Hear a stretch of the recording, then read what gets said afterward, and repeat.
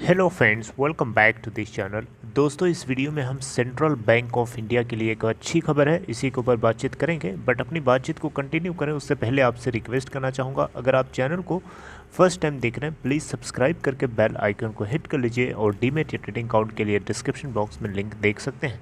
Central Bank of India Friday के दिन 21.20 पे ओपन हुआ, 20.70 का लो भी बनाया और 23.30 का हाई बनाया। मार्केट के एंडिंग टाइम से ठीक पहले इसमें हमें गजब की खरीदारी देखने को मिली और ये 23.30 का हाई बनाने के बाद फिर बिकवाली वहाँ पे इतनी ज़्यादा हुई कि गिर करके 21.95 के ऊपर बंद हुआ। तब भी अगर अपने पहले वाले दिन से देखें तो 3.78% ग्रोथ के साथ बंद हुआ। 16.04 मिलियन यानी 1,60,44,909 टोटल वॉल्यूम जनरेट हुआ। इस बैंक की मार्केट कैप 19,054 करोड़ रुपए है। इसका 52 वीक लो 12.20 का और हाई है 29.65 का। सेंट्रल बैंक ऑफ इंडिया को लेकर के एक बहुत ही अच्छी खबर है। अच्छी खबर को पहले डिस्कस कर लेते हैं, उसके बाद कुछ पॉइंट्स डिस्कस करेंगे उसको वेरीफाई करने के लिए। सेंट्रल बैंक ऑफ इंडिया आप देख सकते हैं यहाँ पे इट इज़ मोस्ट लाइकली कि पीसीए के फ्रेमवर्क से इसको बाहर कर दिया जाएगा आने वाले 2 से 3 महीनों के भीतर। ये बिजनेस स्टैंडर्ड की एक रिपोर्ट है 25 दिसंबर 2021 के रिलीज़ करी गई। इसमें बताया गया है कि सेंट्रल बैंक ऑफ इंडिया जो है ये एक last remaining public sector bank है जो रिजर्व बैंक ऑफ इंडिया के prompt corrective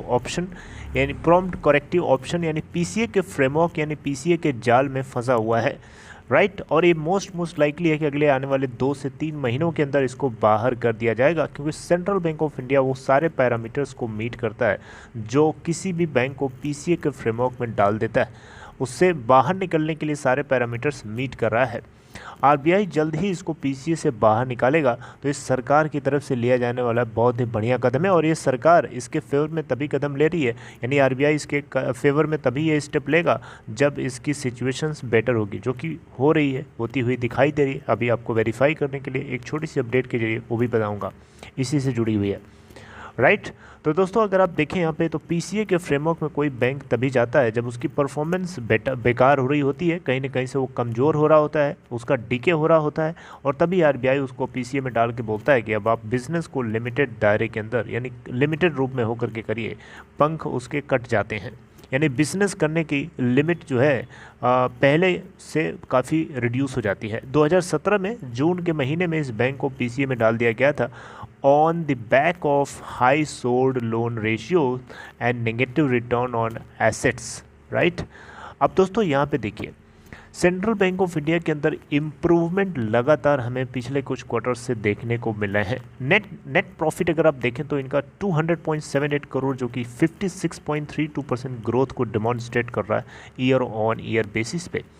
total operating income 5,807.86 crore जो कि 4.47% का डिक्लाइन यहाँ पे देखने को मिल रही है। इससे आपको घबराने की ज़रूरत नहीं है, ये एक नेगेटिव पॉइंट है। कासा इसमें काफ़ी बढ़िया इम्प्रूव होता हुआ दिखाई दिया, 47.72% से बढ़ करके 49.79% हो गया ईयर ऑन ईयर बेसिस पे। क्या चाहिए आपको, इम्प्रूवमेंट है कि नहीं है। नेट एनपीए की बात करें तो 5.60% से घट करके 4.51% हो गया ईयर ऑन ईयर बेसिस पे सितंबर क्वार्टर के अंदर। अभी जो हमारा क्वार्टर निकला है ये इम्प्रूवमेंट है कि नहीं है। अब इसी को हम क्वार्टर ऑन क्वार्टर बेसिस पे देखेंगे तो 5.09% से घट करके 4.51% हो गया सितंबर क्वार्टर के अंदर। यानी जून क्वार्टर को हम सितंबर क्वार्टर से कंपेयर कर रहे हैं इसी फाइनेंशियल ईयर के। ध्यान दीजिएगा, आप कन्फ्यूज नहीं होनी है, वही है 5.60% पहले था, यानी एक साल पहले सितंबर क्वार्टर में, और इस बार सितंबर क्वार्टर में 4.51% है। तो प्लीज़ आप इस चीज़ को ध्यान से सुनिए, और एक बार में ना समझ में आए तो इसी चीज़ को 3 बार 2 बार सुनेंगे तो आपको ये बात जो है क्लियर समझ में आएगी कि मैं क्या बोल रहा हूँ।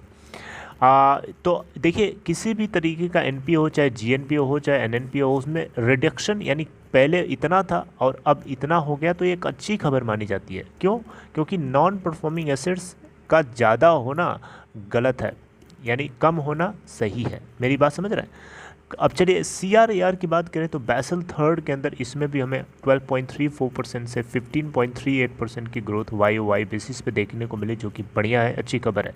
PCR यानी प्रोविजन कवरेज रेशियो में भी इम्प्रूवमेंट हमें देखने को मिला। 82.24% पहले था एक साल पहले, और इस बार 85.86% देखने को मिला। YOY बेसिस पे ये भी इम्प्रूव हुआ है।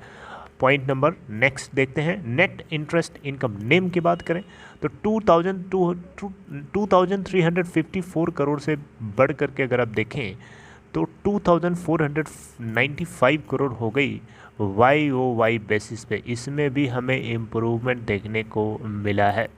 नेट इंटरेस्ट मार्जिन की बात करें तो इसमें भी हमें इम्प्रूवमेंट देखने को मिला। 3.21% से बढ़ करके 3.36% हो गया ईयर ऑन ईयर बेसिस पे, राइट। तो 15 BPS यानी 15 बेसिस पॉइंट से इम्प्रूव होता हुआ देखा। क्वार्टर बाय क्वार्टर देखेंगे तो उसमें भी हमें 52 BPS से इम्प्रूव होता हुआ दिखाई दिया। तो ये कुछ बातें हैं जिनकी वजह से मुझे लगता है कि RBI इस बैंक को जल्द ही PCA फ्रेमवर्क से बाहर निकाल करके एक नई खुशखबरी अपने इन्वेस्टर्स को देने वाला है, राइट। आपको पता है Central Bank of India, Indian Overseas Bank, इन दोनों को PCA के फ्रेमवर्क से बाहर निकाले जाने की कोशिश चल रही थी, जिसमें IOB को, इंडियन ओवरसीज़ बैंक को निकाल दिया जा चुका है और सेंट्रल बैंक ऑफ इंडिया को आने वाले 2 से 3 महीने में निकाला जाएगा। और आपको पता है इन दोनों बैंक्स को प्राइवेटाइज करने की बात सरकार कर रही है।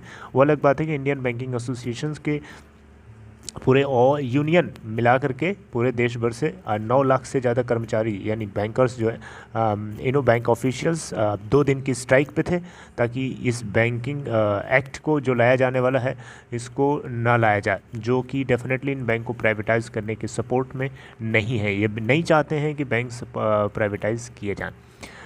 Okay friends, this is on this video. I like this. अगर आपको कंटेंट अच्छा लगा हो लाइक शेयर करके सपोर्ट कर सकते हैं एंड टेक केयर।